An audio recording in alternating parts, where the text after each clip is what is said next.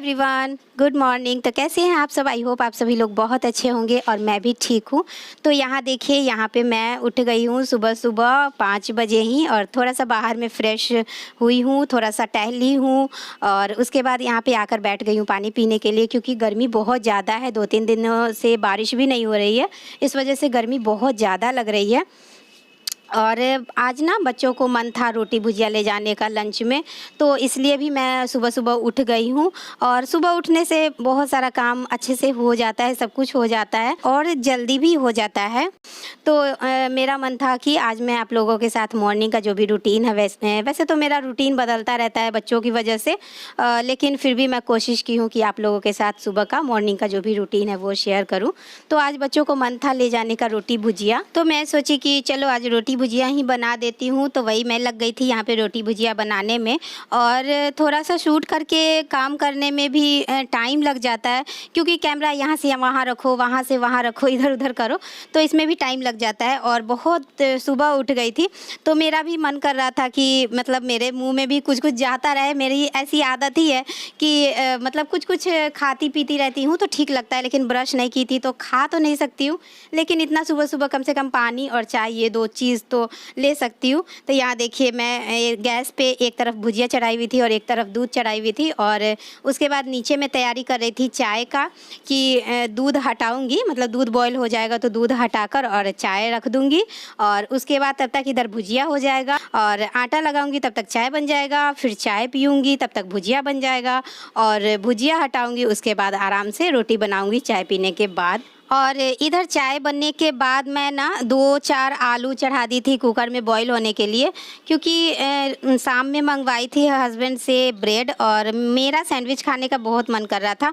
बच्चों को उतना नहीं पसंद आता है, लेकिन मेरा 4-5 दिनों पे ना सैंडविच खाने का बहुत मन करने लगता है। तो मैं सोची कि आलू भी बॉईल कर ही देती हूँ, क्योंकि उसके बाद दाल बनाऊँगी और खुद के लिए ना थोड़ा सा आस्कत भी हो जाता है, तो मैं नहीं भी बनाऊँगी। अगर आलू बॉईल रहेगा तो मैं बना लूँगी कि हाँ आलू बॉईल हो चुका है तो बनाना ही पड़ेगा किसी भी तरह से, लेकिन आलू बॉईल नहीं रहेगा तो मुझे आस्कत हो जाएगा बनाने में और फिर मैं नहीं बना पाऊँगी। तो इसलिए मैं यहाँ पे आलू चढ़ा दी थी बॉईल होने के लिए और एक तरफ भुजिया कम कर दी थी, और यहाँ पे बैठकर थोड़ी देर के लिए बैठ गई थी, क्योंकि बहुत सुबह था, 6 बज रहा था। इस टाइम में बच्चे सो ही रहे थे, बच्चों को मैं नहीं उठाई थी इतना सुबह सुबह, क्योंकि 8 बजे से स्कूल है। अगर बच्चे ना जितनी बजे उठते हैं ना उतने ही बजे से मुझे लगाने लगते हैं अपने में, मम्मा ये चाहिए, मम्मा वो चाहिए, ये करना है वो करना है।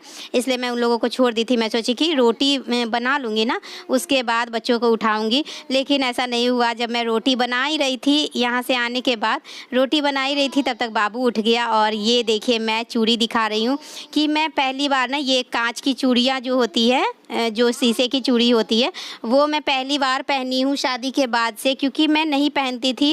और मैं लहठी ही, मतलब शादी के बाद ना हम लोग में क्या होता है कि 1 साल तक 1.5 साल तक ऐसे लहठी पहना जाता है, तो मेरा वैसे ही आदत बन गया था।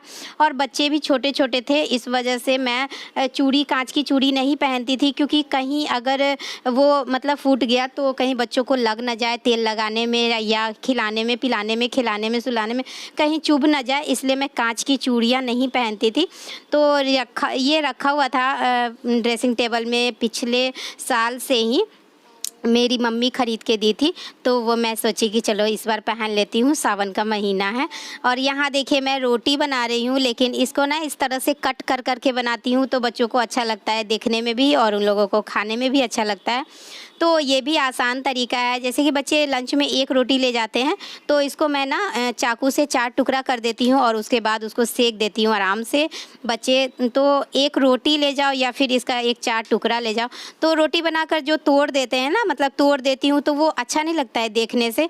और इस तरह से टुकड़ा टुकड़ा काटा हुआ रहता है ना चाकू से एक बराबर, तो देखने में भी अच्छा लगता है और बच्चों को खाने में भी अच्छा लगता है। तो देखिए यहाँ पे कितना सुंदर लग रहा है, रोटी और भुजिया देखने में। लंच यहाँ पे रेडी हो चुका है बच्चों का, और यही मैं दे दी थी इन लोगों को आज खाने में भी, मतलब खाने में भी रोटी भुजिया ही खा लिए थे और लंच में भी रोटी भुजिया ही ले गए थे, क्योंकि चौकोस देती हूँ, चौकोस अभी ख़त्म है। और उसके बाद मैं दे दी थी थोड़ा थोड़ा दूध पीने के लिए दोनों बच्चों को। तो देखिए यहाँ पे हो गए हैं दोनों बच्चे रेडी, और मेरा काम कंप्लीट हो गया था, तो मैं थक गई थी, थोड़ी देर बैठ गई थी।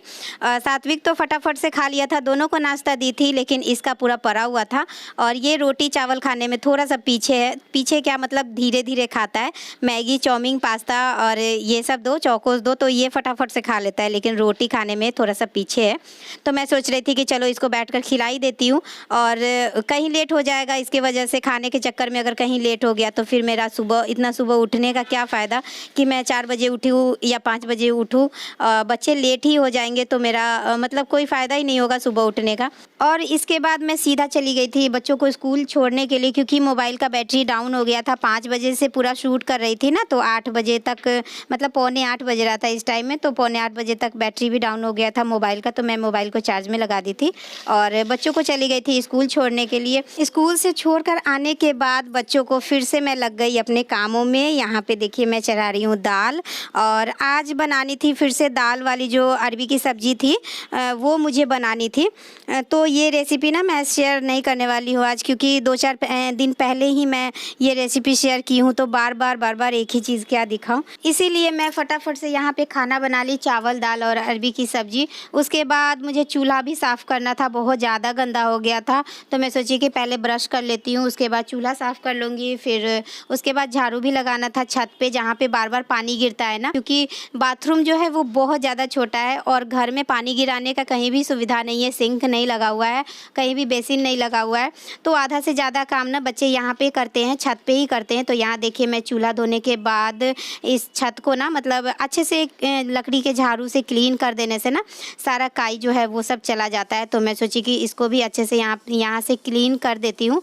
तो वही मैं यहाँ पे झाड़ू लगा रही थी, और ये झाड़ू लगाते लगाते ना मैं एक और चीज़ सोच रही थी कि एक ऐसा दिन था कि मतलब इसी छत पे मैं आती थी ना, तो 3 हाथ का घूंघट करके आती थी, हस्बैंड के साथ आती थी और हस्बैंड के साथ जाती थी। और छत पे आना तो दूर की बात है, घर में भी मुझे मतलब हस्बैंड के जाने के बाद 11 बजे वो चले जाते थे। 11 बजे से लेकर 5 बजे जब तक वो आते नहीं थे, तब तक ताला बंद करके मेरी सासू माँ मुझे घर में रखती थी, क्योंकि उनको मेरे पे शक होते रहता था कि रेंट में लड़का लोग है, कहीं ये उससे बात ना कर ले, ये उसके साथ मतलब हंसी मजाक ना कर ले। सांस तक लेना जिस घर में मेरे लिए मुश्किल था, उसी घर के छत पर आज मैं नाचती हूँ, गाती हूँ, रील्स बनाती हूँ, वीडियो बनाती हूँ।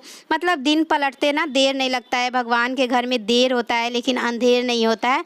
थोड़ा कुछ बर्दाश्त करने से ना फिर दिन अच्छा आ ही जाता है इंसान की लाइफ में। तो देखिए बोलते बोलते मेरा सारा काम कंप्लीट हो गया है, और बाबू को मैं यहाँ पे रख दी हूँ पानी से खेलने के लिए। तो ये जितनी देर पानी से खेलेगा उतनी देर में मैं नहाकर फ्रेश हो जाऊँगी। तो चलिए मिलती हूँ नहाने के बाद आप लोगों से सामने से। तो देखिए यहाँ पे मैं नहा धोकर आ गई थी और आप लोगों से बातें कर रही थी और ब्लॉग को भी यहीं पे एंड कर रही थी, लेकिन मैं इसका वॉइस बंद कर दी हूँ, क्योंकि जब मैं एडिट करने बैठी ना तो यहाँ पे मतलब बाबू मोबाइल में गाना लगा दिया था, तो मुझे लगा कहीं कॉपीराइट ना आ जाए, इसलिए मैं यहाँ पे आवाज़ बंद कर दी हूँ। और अभी थोड़ा सा टाइम है बच्चों को लाने में, तो यहाँ पे मैं रखी हूँ नाश्ता खाने के लिए, क्योंकि बहुत सवेरे उठ गई थी तो भूख लग गया था, इसलिए रोटी रखी हूँ। बच्चों को लेकर आऊँगी तब चावल खाऊँगी। बाबू भी यहाँ पे नहा धोकर हो गया है रेडी। तो अब मैं थोड़ा सा शॉर्ट्स बना लूँगी, मतलब 1-2 शॉर्ट्स भी बनाती रहती हूँ, तो मेरा मन लगते रहता है। तो चलिए इस ब्लॉग को मैं यहीं पे एंड करती हूँ, फिर मिलती हूँ आपसे नेक्स्ट ब्लॉग में। तब तक के लिए बाय बाय।